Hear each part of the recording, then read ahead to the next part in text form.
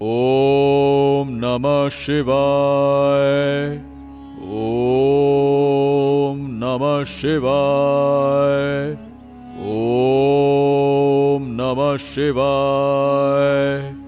ओम नमः शिवाय। बहुत समय पहले की बात है। शांतिवन नाम के एक घने जंगल के बीचों बीच एक प्राचीन वट वृक्ष के नीचे सिद्ध योगी महर्षि ध्यानव्रत अपनी तपस्या में लीन थे। उनकी तपस्या इतनी गहरी थी कि वर्षों से उनका शरीर स्थिर था, मानो वो भी प्रकृति का एक हिस्सा हो। उनके पास एक छोटी सी शिला पर मिट्टी का एक कलश रखा था, जिसमें पवित्र गंगाजल भरा हुआ था। ये कलश उनकी तपस्या की शक्ति का प्रतीक था, जिसकी पवित्रता से जंगल का हर जीव सुरक्षित महसूस करता था। आहा, आज तो कोई बड़ा शिकार करने का इरादा है। आज कोई बड़ा शिकार करके ही लौटूंगा। बस कोई शिकार दिख जाए।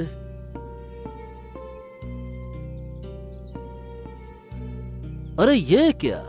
ओहो, ये तो हिरन है। चलो चलो चलो चलो, मिल गया आज का बड़ा शिकार।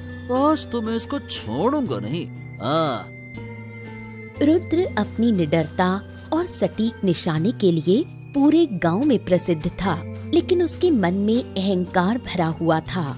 उस दिन वो एक दुर्लभ हिरण का पीछा कर रहा था। रुद्र ने बिना सोचे समझे अपनी आंखें बंद कर हिरण पर निशाना साधा। तीर अपनी पूरी गति से चला, लेकिन हिरण एक झटके में मुड़ा, जिससे निशाना चूक गया। तीर एक पेड़ से टकराकर वापस आया और सीधा महर्षि के कलश पर लगा।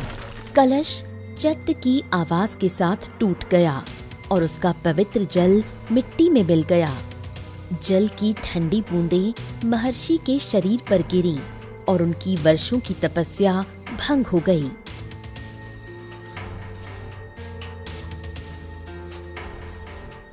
अरे अरे अरे अरे अरे, मेरे हाथों ये क्या हो गया? मेरा निशाना तो कभी नहीं चूका, आज ये कैसे हो गया? अरे अरे, नहीं नहीं नहीं नहीं नहीं नहीं, मेरे हाथों तो बहुत बड़ा पाप हो गया। हे महान ऋषि, मुझे क्षमा करें। ये मेरे हाथों बहुत बड़ी भूल हो गई है, बहुत बड़ी भूल हो गई है। हे मूर्ख, तूने अपनी तुच्छ और अज्ञानी इच्छा के लिए मेरी वर्षों की तपस्या को भंग कर दिया। तूने मेरी शक्ति के प्रतीक को नष्ट कर दिया। मैं तुम्हें इसके लिए कभी क्षमा नहीं कर सकता। क्षमा करें ऋषिवर, ये मुझसे अनजाने में हुआ। मैंने आपको नहीं देखा, मेरी आंखें उस हिरण पर थी। गलती हो गई ऋषिवर। अज्ञानता कोई बहाना नहीं है। तुमने अपनी वासना के वश में होकर इस पवित्र स्थान की शांति भंग की है। अब तुम्हें तुम्हारे कर्मों का फल मिलेगा। महर्षि एक मंत्र का उच्चारण करते हैं और जमीन से एक और मिट्टी का कलश उठाते हैं। कलश से एक दिव्य प्रकाश निकलता है। तूने मेरा कलश तोड़ा, अब तेरी आत्मा इसी कलश में कैद रहेगी। जब तक कोई सच्चा और ईमानदार व्यक्ति बिना किसी लालच के इस कलश को स्पर्श नहीं करेगा, तब तक तू इसी कलश में बंद रहेगा। और तुम्हारे इस कर्म के दंड के रूप में तुम्हारे गांव धर्मपुर में हर साल वर्षा ऋतु में इतनी भीषण बारिश होगी कि गांव में बाढ़ आ जाएगी।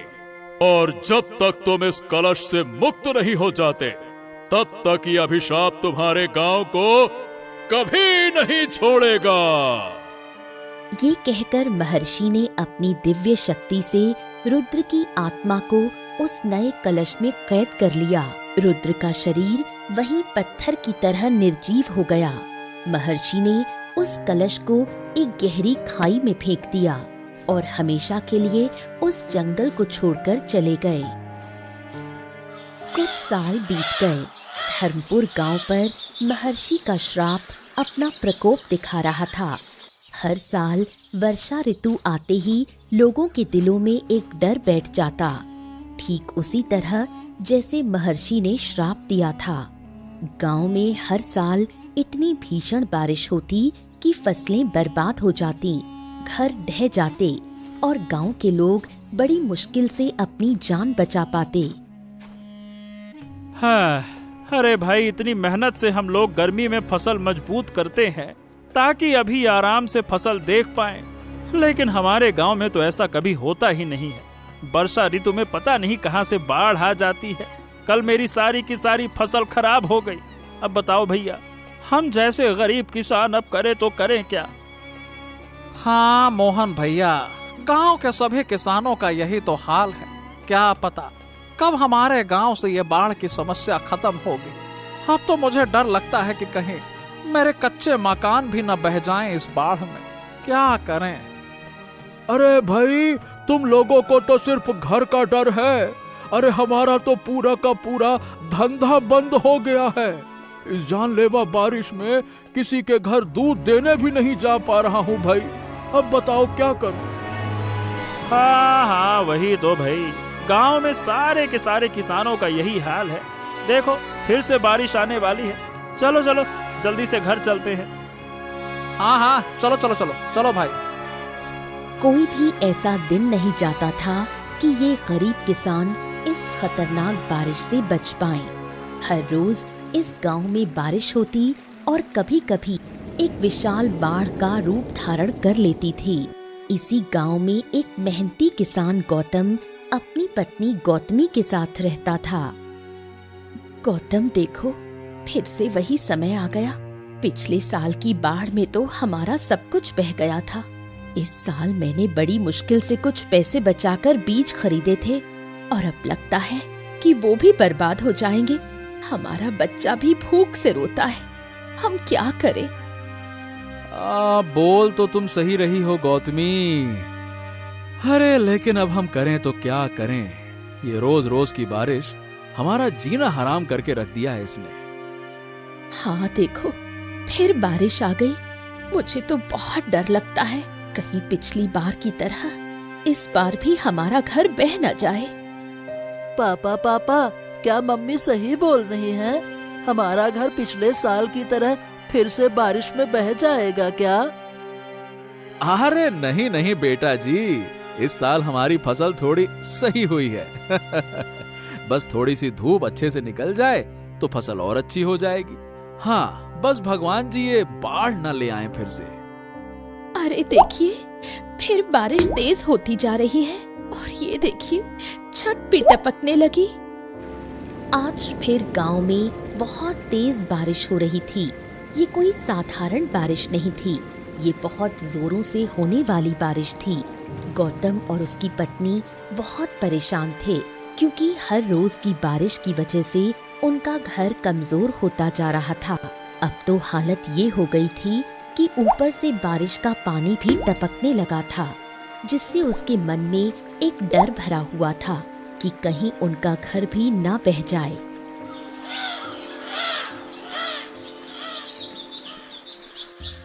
गौतमी, मैं खेतों में जा रहा हूँ। कल रात बहुत जोरदार बारिश हुई है। देखता हूँ बारिश का पानी खेतों से बाहर निकाल दूँ तो शायद कुछ फसल बच जाए। हाँ ठीक है, घर में जो थोड़ा बहुत अनाज रखा है मैं उनसे खाना तैयार कर लेती हूँ। आप आओ खेतों को देखकर। आज गौतम अपने खेतों को देखने निकल पड़ा। तभी रास्ते में उसे उसका दोस्त संतोष मिला। अरे गौतम भाई, कहाँ जा रहे हो? कहीं तुम खेतों की ओर तो नहीं जा रहे ना? हाँ भाई, खेतों की ओर ही जा रहा था। सोचा खेत से थोड़ा पानी निकाल देता हूँ तो शायद कुछ फसल बच जाए। अरे क्या बच जाए, कोई फायदा नहीं भाई, मत ही जाओ। सारी की सारी फसल बर्बाद हो चुकी है। अरे आज तक इस बाढ़ के प्रकोप से हमारी फसल बची है क्या जो आज बचेगी? अरे भाई, अब कुछ महीने तो हमें पता नहीं कैसे जैसे तैसे करके गुजारा करना होगा। अरे अरे अरे अरे, ये क्या बोल रहे हो भाई? हमने इस फसल के ऊपर कितनी मेहनत की थी, ऐसे कैसे बर्बाद हो सकती है? ऐसा नहीं हो सकता। तुम रुको, मैं अभी देखता हूँ।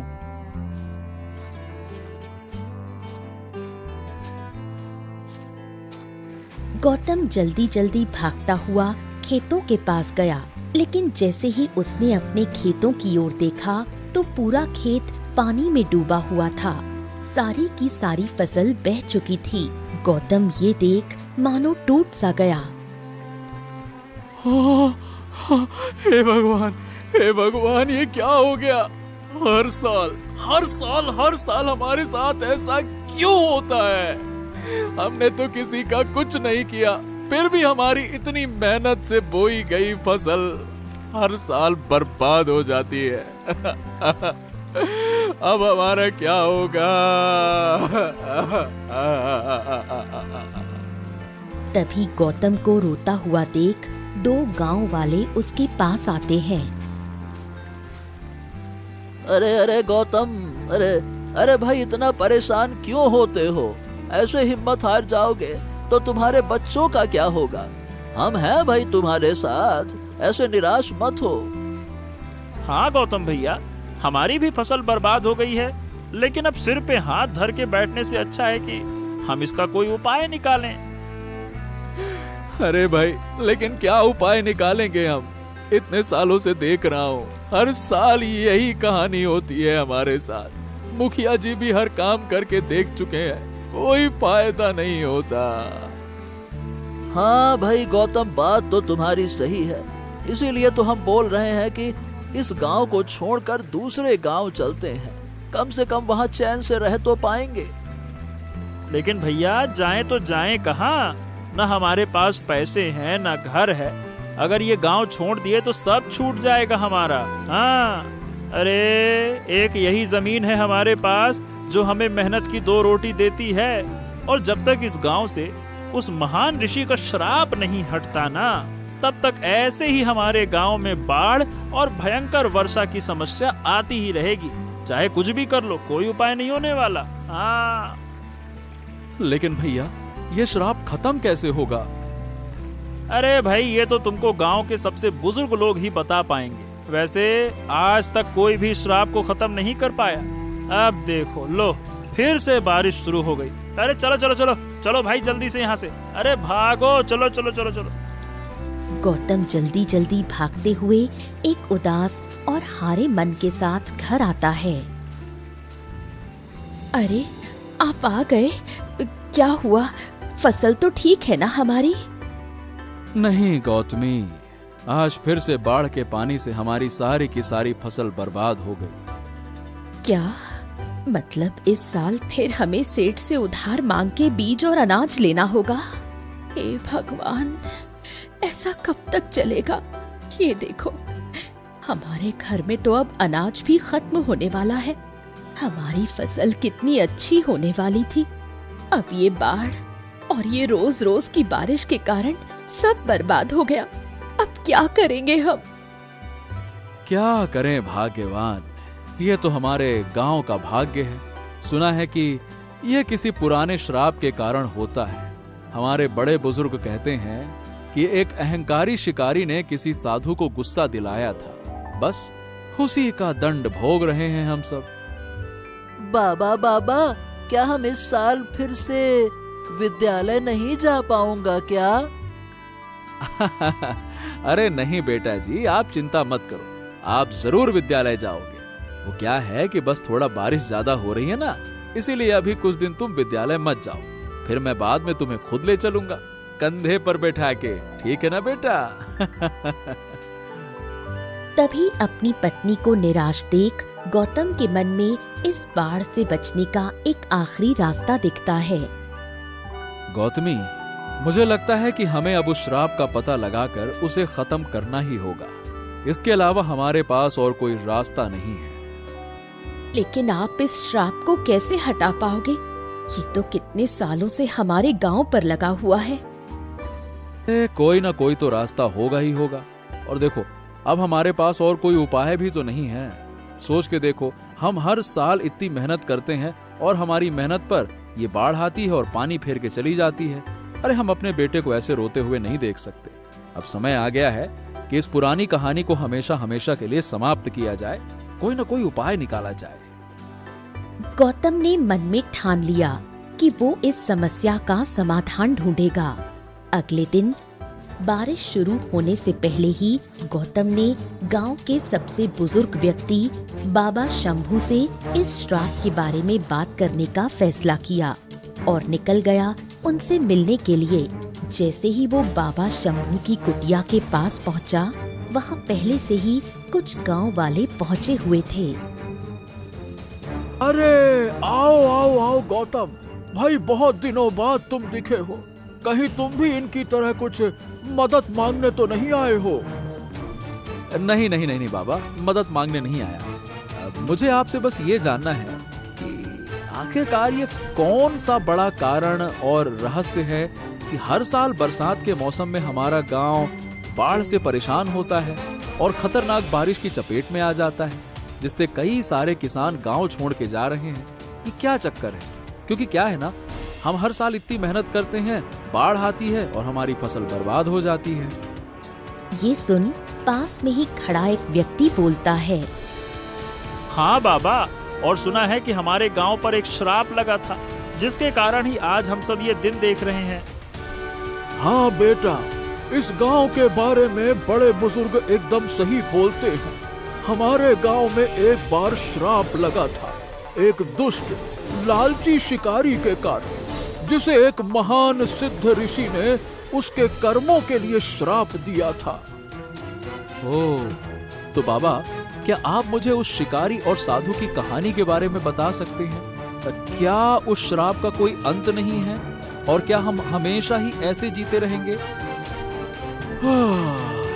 देखो बेटा, इस श्राप का अंत तभी होगा जब वो कलश मिलेगा जिसमें शिकारी रुद्र की आत्मा कैद है, और जब कोई सच्चा और नेक इंसान उस कलश को छुएगा तभी ये श्राप टूटेगा। लेकिन वो कलश कहाँ है ये कोई नहीं जानता। ये सिर्फ और सिर्फ एक पुरानी कहानी बनकर रह गया है जिस पर अब कोई यकीन भी नहीं करता।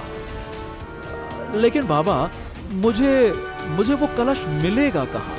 मतलब कोई खास जगह तो होगी ना जहाँ मैं उस महान ऋषि के द्वारा बनाए हुए कलश को ढूंढ पाऊं, या ऐसा कोई उपाय जिससे मैं उस कलश तक पहुंच पाऊं? हाँ, ऐसा कहा जाता है कि वो सिद्ध महर्षि ऋषि मुनि सांपति वन वाले जंगल में रहते थे। वहीं वो कई सालों से तपस्या करते थे, लेकिन अब वो कहाँ गए कोई नहीं जानता। बाबा शंभू की बात सुनकर गौतम ने मन में ठान लिया कि वो उस कलश को ढूंढेगा। तभी थोड़ी देर बाद गौतम घर वापस आकर अपनी पत्नी को ये बात बताता है। गौतमी ने उसका समर्थन किया, लेकिन उसके मन में डर भी था। ठीक है गौतम, आप उस कलश को ढूंढने जाइए।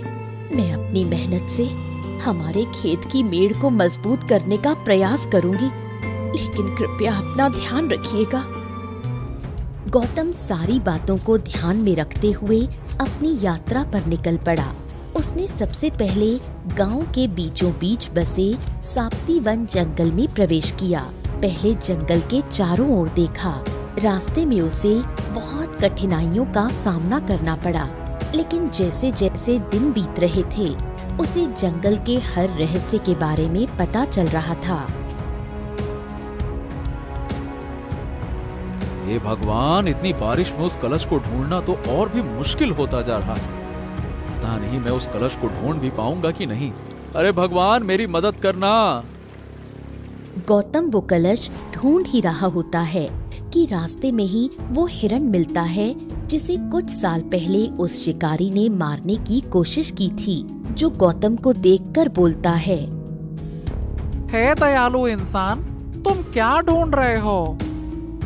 अरे बाप रे बाप, तुम बोल सकते हो?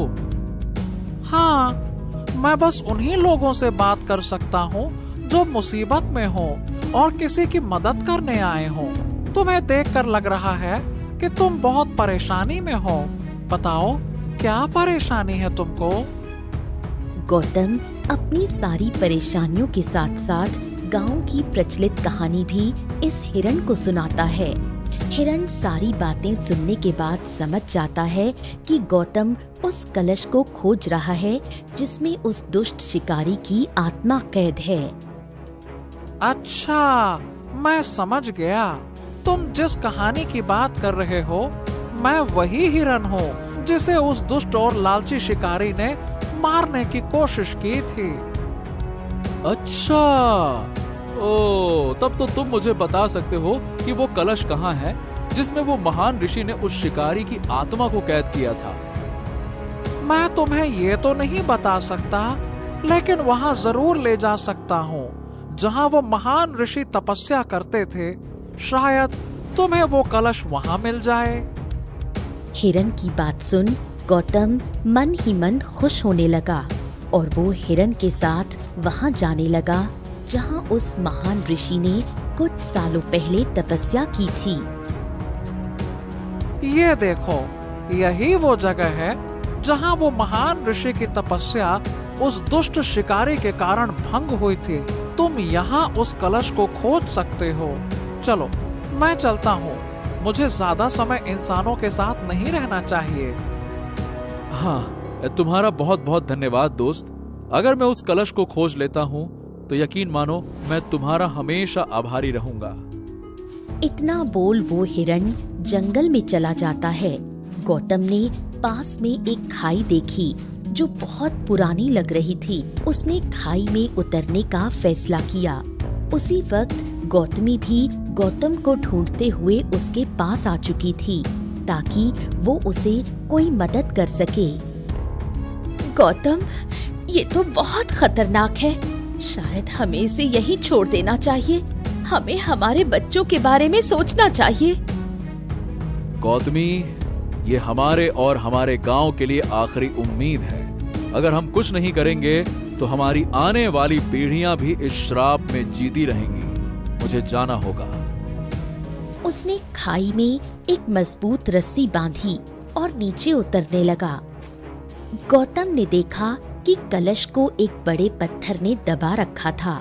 उसने पूरी ताकत लगाकर उस पत्थर को हटाने की कोशिश की, लेकिन वो टस से मस नहीं हुआ। फिर एक बार और गौतम ने जोर लगाकर उस पत्थर को हटाने की कोशिश की और अब वो पत्थर सरक गया। कलश उसके सामने था और उसे महसूस हुआ कि कलश से एक विचित्र सी ऊर्जा निकल रही है। उसे डर लगा, लेकिन उसने हिम्मत नहीं हारी। उसने धीरे से उस कलश को छुआ। जैसे ही गौतम ने कलश को स्पर्श किया, एक जोरदार रोशनी फैली। कलश चट की आवाज के साथ टूट गया और उससे एक आत्मा बाहर निकली। वो आत्मा शिकारी रुद्र की थी। ए पुण्यवान व्यक्ति, तुम्हारी नेक नियत और बहादुरी ने मुझे इस श्राप से मुक्ति दिला दी। मैं तुम्हारा और तुम्हारे गांव का जीवन भर आभारी रहूंगा। मुझे मुक्त करने के लिए मैं तुम्हें एक इनाम देना चाहता हूँ। मेरे पास जितना भी धन दौलत था वो अब सब कुछ तुम्हारा हुआ। रुद्र की आत्मा ने अपनी पूरी कहानी बताई और गौतम से माफी मांगी। फिर वो आत्मा हवा में विलीन हो गई। उसी क्षण आसमान में छाए काले बादल छंटने लगे और एक हल्की सुहानी बारिश शुरू हो गई। ये बारिश ऐसी थी जिसने गांव को आशीर्वाद दिया, न कि शाप। थोड़ी देर बाद जब गौतम अपनी पत्नी के साथ अपने घर पहुंचा तो वहाँ बहुत से सोने के सिक्के रखे हुए थे। उसे देख गौतमी और गौतम बहुत खुश हुए। अरे ये क्या? ये इतने सारे सोने के सिक्के यहाँ कौन रख गया? अरे गौतमी, ये हमारी मेहनत का फल है। तुमको याद नहीं, वो शिकारी ने जाते वक्त हमें इनाम देने की बात कही थी। शायद ये उसी ने दिया है। इससे हमारी सारी समस्याएं दूर हो जाएंगी। गौतम और गौतमी ने गांव वापस आकर सबको ये कहानी सुनाई। उस दिन से धर्मपुर गांव पर महर्षि का श्राप समाप्त हो गया। हर साल बारिश आती, लेकिन वो सिर्फ उतनी ही होती जितनी फसलों के लिए जरूरी होती।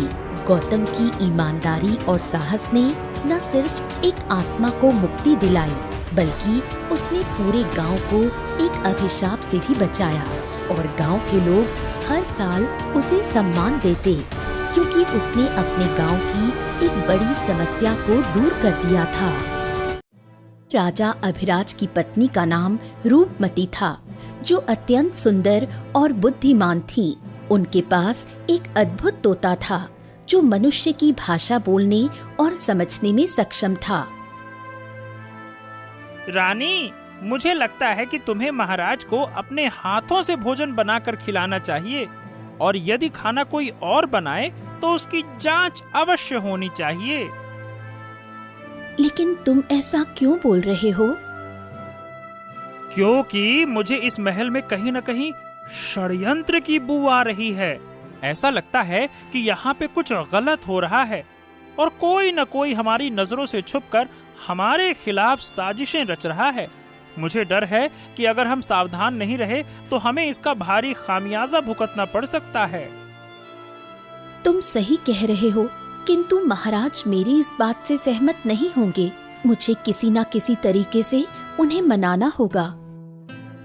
तभी राजा अभिराज कक्ष में प्रवेश करते हैं। स्वामी, मैं एक महात्मा जी के पास गई थी। उन्होंने मुझे एक व्रत रखने को कहा है। इसमें मुझे स्वयं भोजन बनाना होगा और आपको मेरे ही हाथों से बना हुआ भोजन खाना होगा। क्या स्वामी जी ने ऐसा कहा तुम्हें? लेकिन रानी, क्या तुम जीवन भर स्वयं ही मेरे लिए भोजन बनाओगी? नहीं स्वामी, ये व्रत केवल 3 महीनों का ही है। यदि बीच में टूट गया तो मुझे फिर से 3 महीने तक यही व्रत दोबारा करना होगा। नहीं नहीं रूपमती, ठीक। अगर तुमने ऐसा कोई व्रत लिया है तो अवश्य ही मैं भी उसका भागीदार बनूंगा। धीरे धीरे 3 महीने बीत गए। विवाह को 5 वर्ष पूर्ण हो चुके थे, किंतु राजा और रानी की कोई संतान नहीं थी। महाराज उदास होकर मंत्री जी के पास चले गए।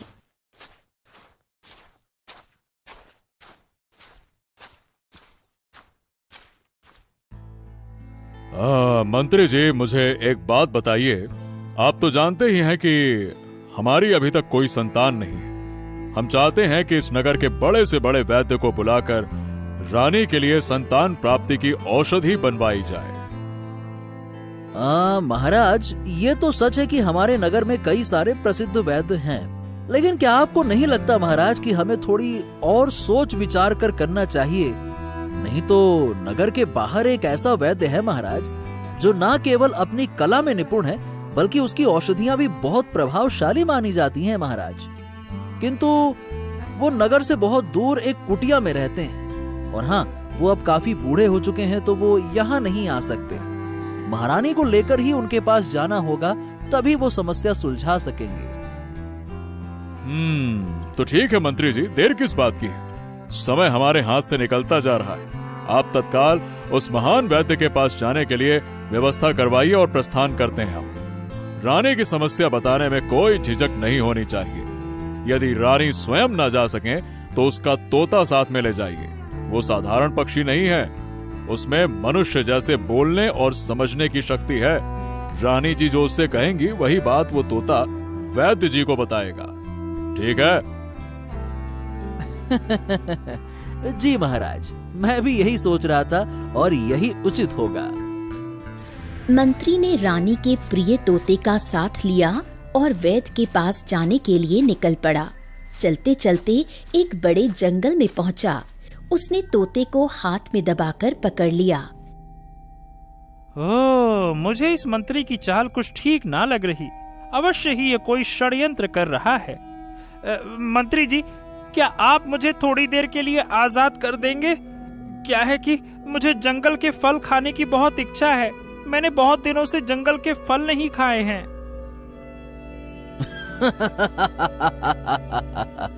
ठीक है, तो आज मैं तुझे ऐसे फल खिलाऊंगा कि तू कभी फल खाने लायक बचेगा ही नहीं। ऐसा तू बड़ा रानी का रक्षक बनता है ना, इसी कारण से रानी भी खूब उड़ती है। रुक जा। मैं कहाँ होशियार बनता हूँ मंत्री जी, होशियार तो आप हैं।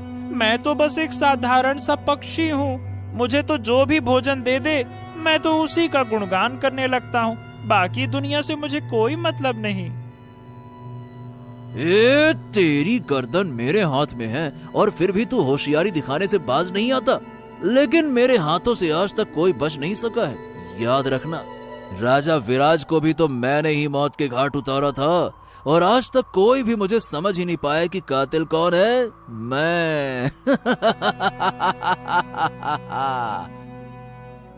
मंत्री जी, आप ये भूल रहे हैं कि मैं सिर्फ सुनना नहीं बल्कि बोलना भी जानता हूँ। और जो कुछ मैंने सुना है अब वो सबको पता चलेगा। एक एक सच उजागर होगा। अबे तेरा टेटुआ दबा के खत्म कर दूंगा ना। जब तू जिंदा ही नहीं रहेगा तो कुछ कहेगा कहां से। मैं तुझे यहीं खत्म कर दूंगा और महल में सबको कह दूंगा कि जैसे ही मौका मिला तू घने जंगल में उड़ गया बाकी तोतों की तरह। सच्चाई किसी को कभी पता नहीं चलेगी। अरे मंत्री जी, इस नगर का राजा जिंदा रहे या मर जाए, वो राजा रहे या आप बन जाए, मुझे क्या। मैं तो बस भोजन से मतलब रखता हूँ।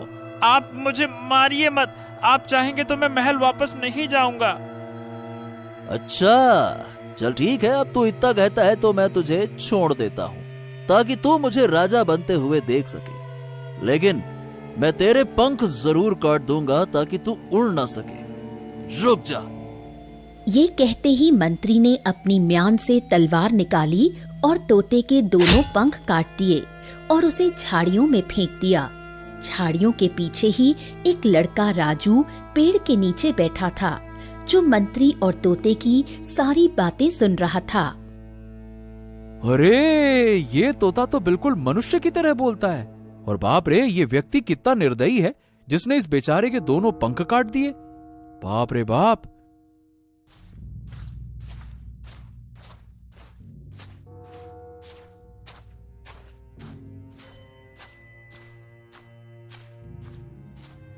राजू ने तोते को उठाया और प्यार से सहलाने लगा। मेरी मदद करो, मेरी मदद करो।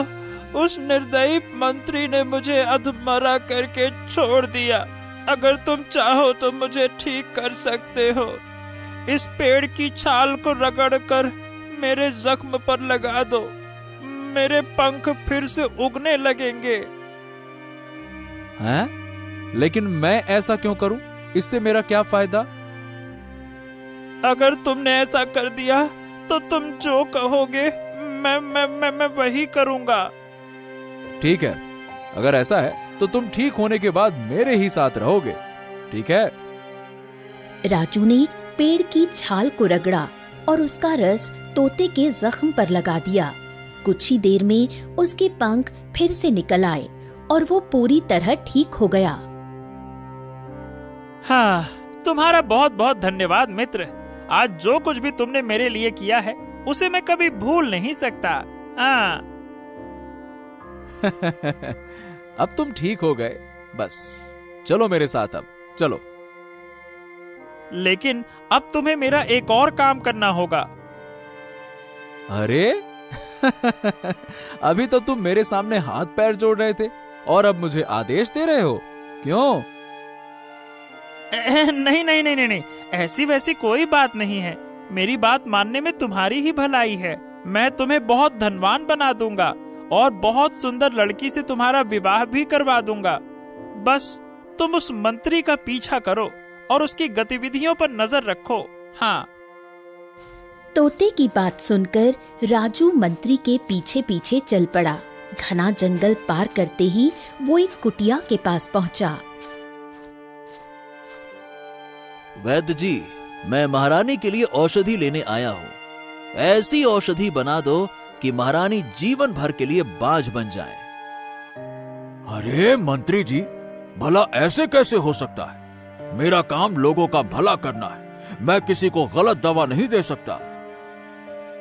ए वैद्य, जितना कहता हूँ उतना ही तुम करो चुपचाप। आज नहीं तो कल मैं इस राज्य का राजा बन जाऊंगा और तुम्हारी बेटी को रानी बना दूंगा।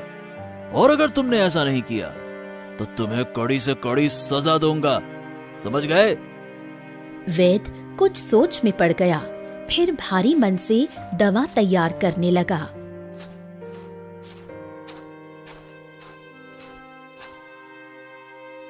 ये लीजिए मंत्री जी, ये रही वो औषधि। आपको हर सप्ताह इसे लेने आना होगा। 5 महीनों तक निरंतर सेवन के बाद महारानी की कोख सदा के लिए सूनी हो जाएगी। फिर वो चाहकर भी कभी मां नहीं बन पाएंगी।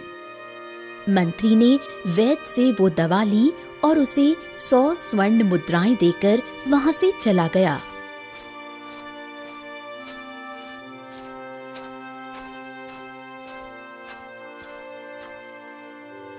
पिताजी, ये आपने क्या कर दिया? चंपा, मुझे मजबूरी में ये दवा बनानी पड़ी, परंतु मैं ये पाप अपने सर नहीं लेना चाहता। हमें किसी तरह ये सच्चाई राजा तक पहुंचानी होगी। लेकिन मैं तो यूं ही उस मंत्री से डर रहा था। वो तो भला मनुष्य है। अगर किसी तरह वो राजा बन गया ना, तो मैं तुम्हारा विवाह उससे करवा दूंगा। ये आप क्या कर रहे हैं पिताजी? वो हमारे राजा और रानी के साथ छल कर रहा है।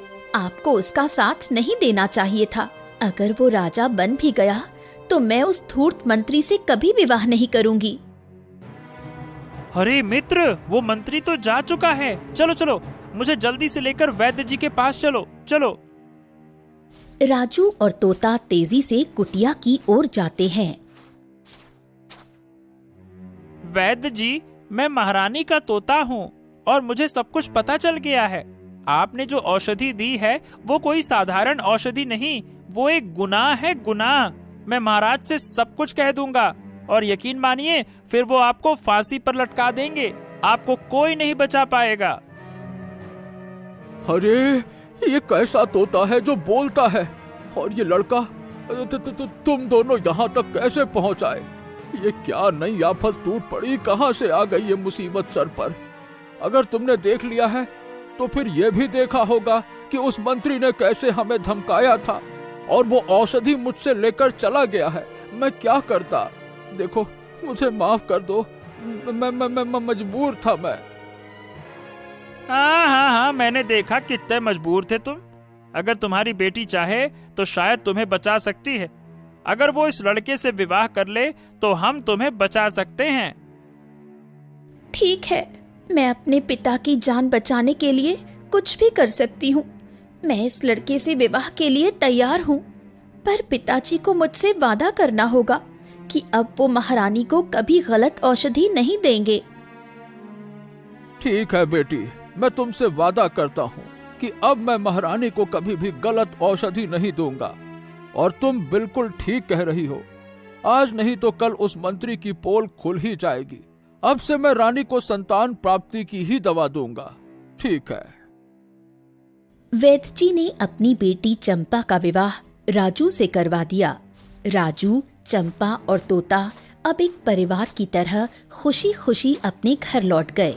उधर मंत्री महल लौट आया, लेकिन इस बार उसके साथ न तोता था और न ही उसकी चालें अब सुरक्षित थीं।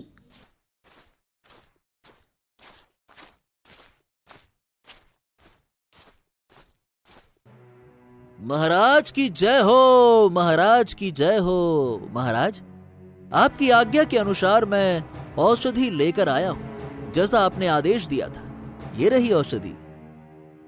औषधि तो तुम ले आए हो मंत्री जी, किंतु मेरा तोता कहाँ है? अरे महारानी, आपके तोते ने तो गजब कर दिया। जब मैं उसे लेके जा रहा था तो एक घने जंगल में उसे कई सारे दूसरे तोते मिल गए और वो बड़ा नालायक निकला, उन्हीं के साथ उड़ गया।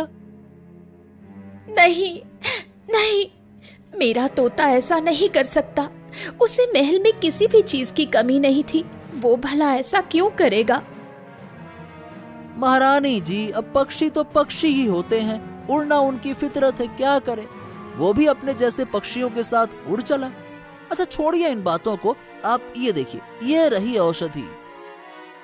मंत्री जी ने जैसे ही औषधि राजा को दी, राजा के हाथों से वो शीशी फिसल गई और सारी औषधि जमीन पर बिखर गई।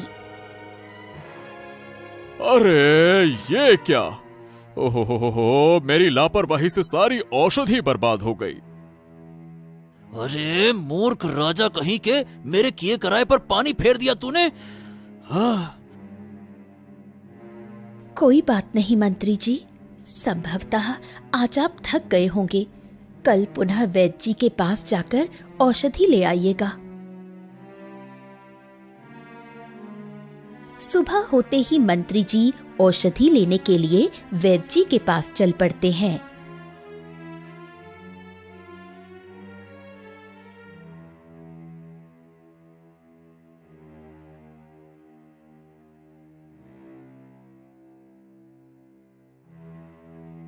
वैद्य जी, कल की औषधि महाराज के हाथों से बर्बाद हो गई। मुझे पुनः वही औषधि बनाकर दो। हाँ, चलो अच्छा हुआ, मैं एक पाप करने से बच गया। ठीक है, कोई बात नहीं मंत्री जी, मैं आपको फिर से औषधि बनाकर देता हूँ। वैद्य ने महारानी की संतान प्राप्ति की असली औषधि बनाकर मंत्री को दे दी। ये लीजिए मंत्री जी, ये पूरे 5 माह की औषधि है। अब आपको यहाँ पे बार बार आने की आवश्यकता नहीं होगी। मंत्री वो औषधि लेकर महल की ओर निकल गया। महल लौटते ही औषधि महारानी को सौंप दी। रानी ने पूरे नियम से उस औषधि का सेवन किया। धीरे धीरे समय बीतता गया और एक शुभ दिन आया। महारानी ने एक स्वस्थ पुत्र को जन्म दिया। पूरा महल खुशियों से भर गया था, किंतु एक कोना ऐसा भी था जहां मंत्री के चेहरे पर 12 बजे थे। मंत्री तुरंत वैद्य जी से मिलने चला गया।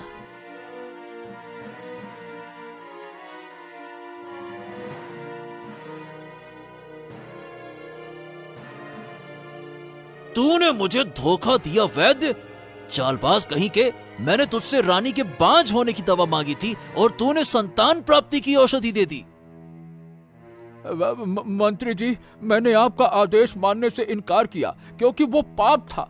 अब आप जो भी सजा देना चाहें बेहिचक आप दे दीजिए, मैं तैयार हूँ। मंत्री तलवार निकालकर वैद्य पर झपटा। राजू, देखो देखो, मंत्री ने तलवार खींच ली है। अब बहुत हो चुका, जल्दी से कुछ करो। अब अपनों की रक्षा के लिए जान की बाजी लगानी ही पड़ेगी।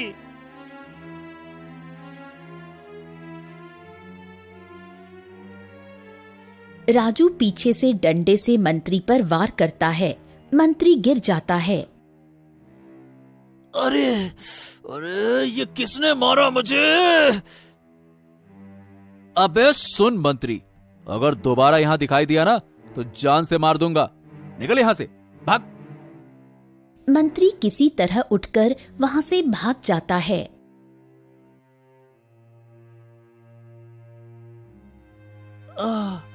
महाराज, मैं वैद्य को स्वर्ण मुद्राएं देने ही जा रहा था कि एक लुटेरा रास्ते में मिल गया। उसने मुझसे स्वर्ण मुद्राओं की थैली छीन ली और देखिए, मुझे बुरी तरह से पीटा भी है। अरे रे! क्या? ये क्या बात कर रहे हो? किसी ने तुम्हारे साथ ऐसा दुस्साहस किया?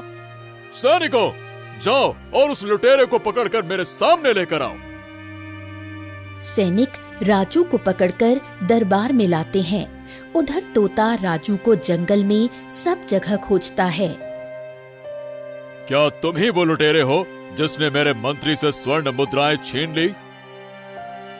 महाराज, मैं कोई लुटेरा नहीं हूँ, बल्कि मैं तो आपकी और आपकी महारानी की रक्षा कर रहा हूँ। मैंने मंत्री को रोका, उसके लिए क्षमा करें महाराज।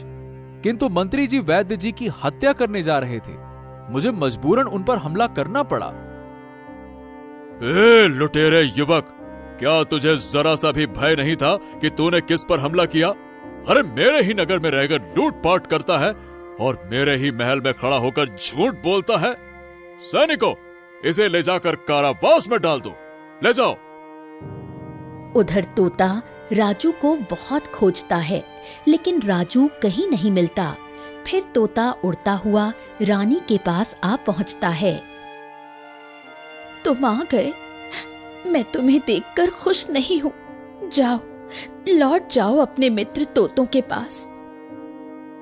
प्रिय रानी, मैं किसी तोते के पास नहीं गया था, बल्कि उस दुष्ट मंत्री ने मुझे घायल करके जंगल में फेंक दिया था। मेरे पंख काट दिए थे उसने। मेरी रक्षा राजू नाम के लड़के ने की, जो पता नहीं कहाँ इस वक्त कहीं गुम हो गया है। जिस मंत्री की तुम बुराई कर रहे हो, उसी की लाई हुई औषधि से मैं माँ बनी हूँ। मुझे अब किसी की बातें नहीं सुननी है। और जिस राजू की तुम बात कर रहे हो, वो अभी कारावास में कैद है। मंत्री को मारने के जुर्म में महाराज ने उसे कारावास में डलवा दिया है।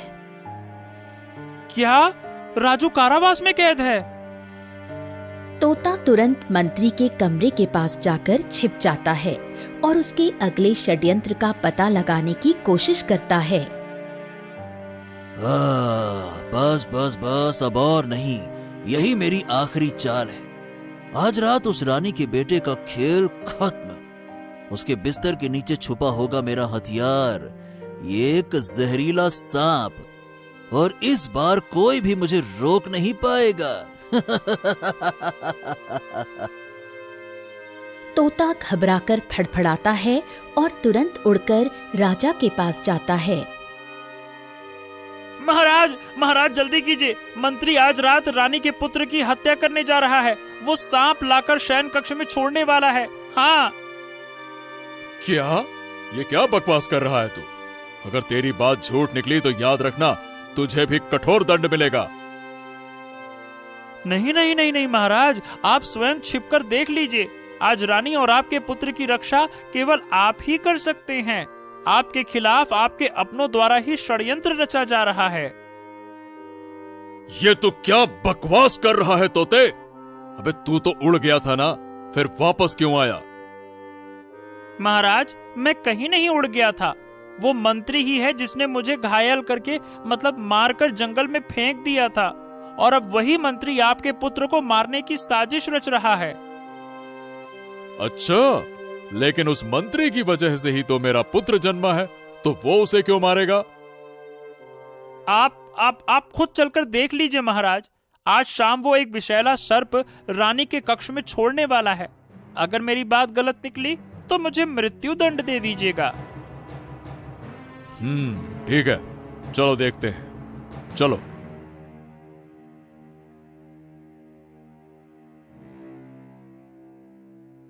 राजा छिपकर देखता है। पलंग के नीचे एक विषैला सर्प फुफकारता है। मंत्री खिड़की से भागने की कोशिश करता है। सैनिकों, सांप सांप सांप, जल्दी से उस सांप को बाहर फेंको और इस दुष्ट मंत्री को बंदी बना लो, जल्दी। सैनिक सर्प को पकड़ते हैं और कमरे से बाहर फेंक देते हैं। उधर मंत्री को पकड़ लिया जाता है। महाराज, मैंने जो कहा वो सत्य निकला। मंत्री उस वैद्य को मारने गया था क्योंकि उसने रानी को संतान प्राप्ति की औषधि दे दी थी, जबकि मंत्री महारानी को बांझ बनाना चाहता था। राजू ने ही उस वैद्य की रक्षा की थी, इसीलिए राजू पर झूठा आरोप लगा दिया उसने और उसे कारावास में डलवा दिया। हाँ प्रिय तोते, वाकई में तुमने मेरी आंखें खोल दी। मुझसे बहुत बड़ी भूल हुई और मैं इसी क्षण राजू को रिहा करवाता हूँ। सैनिकों, अभी तुरंत जाओ और राजू को कारावास से बाहर लेकर आओ। जाओ। हे वीर युवक, तुमने मेरी रानी और पुत्र की प्राण रक्षा की है। मैं सदा के लिए तुम्हारा ऋणी हूं। कृपया करके मुझे क्षमा करो। महाराज, मैंने जो कुछ किया वो केवल अपने धर्म और कर्तव्य के अनुसार किया।